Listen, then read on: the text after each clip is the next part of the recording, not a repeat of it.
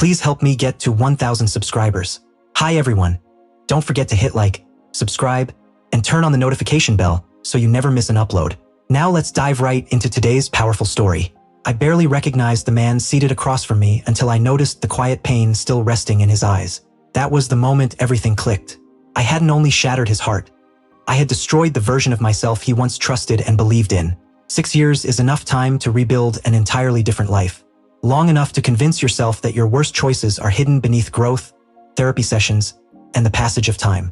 Long enough to believe you'll never again face the person you wounded. But time doesn't shield you, it waits patiently. And my time ran out the instant I walked into that cafe and saw Eric at the corner table. We'd crossed paths at the grocery store a week earlier. Our first real exchange in 6 years that didn't involve lawyers or documents. He'd said, "Maybe we should actually talk this time." I agreed far too quickly. Maybe I was seeking closure. Maybe forgiveness. Or maybe I just wanted to believe I wasn't the villain in this story anymore. But before we reach that moment, you need to know what I did, what led us here. Eric and I were married for 8 years. We met in college, two driven, slightly nerdy students bonding over late-night study marathons. He proposed with a clearance bin ring and a line from Shakespeare, and I cried like the happiest fool alive. For a long time, our life was stable and predictable. Then came the promotion. I was working at a marketing firm, and my boss, Nolan, was the kind of man who commanded attention just by entering a room. Confident, charismatic, and in hindsight, dangerous. He began focusing on me. Extra meetings, late-night brainstorming sessions, compliments that lingered longer than they should have. "Let me mentor you," he once said.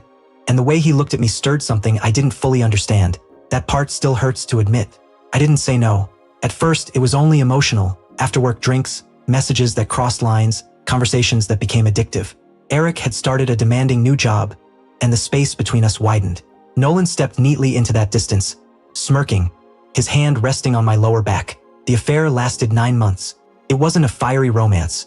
It was a drug, an escape into a reckless, selfish, and lost version of myself. Then Eric found out. Not because I told him. He deserved better than that. He discovered hotel receipts tucked into my glove compartment. My carelessness, my arrogance, my belief that consequences wouldn't catch me. He didn't yell. That silence still echoes in my mind. He just sat across the kitchen table, holding that wrinkled paper like a death notice. "I hope he was worth it," he said softly, then walked away. He never came back. I called. I texted. I begged. It didn't matter. Divorce papers arrived within weeks. No fights, no drama, no second chances. And Nolan? He vanished a month later. Turns out the excitement only existed when I was unavailable. Once I was single, I was no longer interesting. In one season, I lost my marriage, my career, and whatever dignity I had left. The years after were brutal. Therapy appointments, moving to a new town, starting from nothing, working retail, surviving on cheap food, crying myself to sleep more nights than I care to count. Slowly, I began to rebuild. I became a certified life coach, ironic, I know, and started helping other women navigate their own messes. I thought I had grown. I thought I had healed. But healing alone is very different from facing the person you broke. Which brings us back to the coffee shop. Eric stood when I approached. He looked older, but in a way that suited him, calm, grounded, silver threading through his beard. We sat quietly at first. I waited. "You look well," he said cautiously. "You too," I replied. He nodded, guarded. "So why did you want to meet?" I inhaled deeply. "Because you deserved more than silence. And because I never said I was sorry." He leaned back, folding his arms. "You're sorry? After 6 years?" "Yes, I've been sorry every single day." His jaw tightened. "You could have said that back then." "I didn't know how," I said, my voice shaking. I was drowning in shame. I didn't even understand why I did it. "And now you do?" The question cut deep.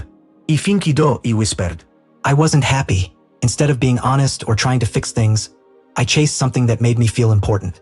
I told myself I deserved more when I didn't know how to value what I already had. He studied me for a long time.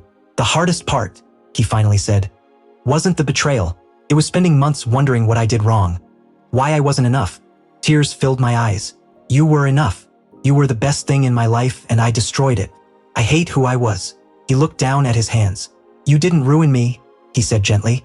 "You hurt me deeply, but I healed." Then he added, "I met someone 2 years ago. We're getting married next spring." My chest tightened, but I smiled. "I'm truly happy for you." He watched my face, checking if I meant it. "And you? Are you okay now?" "I'm getting there," I said softly. "I'm not who I was.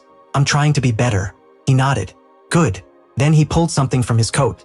a small gold compass keychain. You gave me this when we moved into our first apartment, he said. I kept it for years. I finally found my direction. I think it's time you had it back. He placed it on the table. My hands trembled as I picked it up. Thank you, I whispered. We stood. No imbras. No dramatic kudvie. Just two people who once loved deeply, standing on opposite sides of a finished chapter. As he walked away, a quiet clarity settled over me. I would always carry the weight of my choices. But maybe that weight wasn't punishment. Maybe it was guidance. Maybe it had already changed me. And for the first time, I truly let him go. Please help me reach 1,000 subscribers.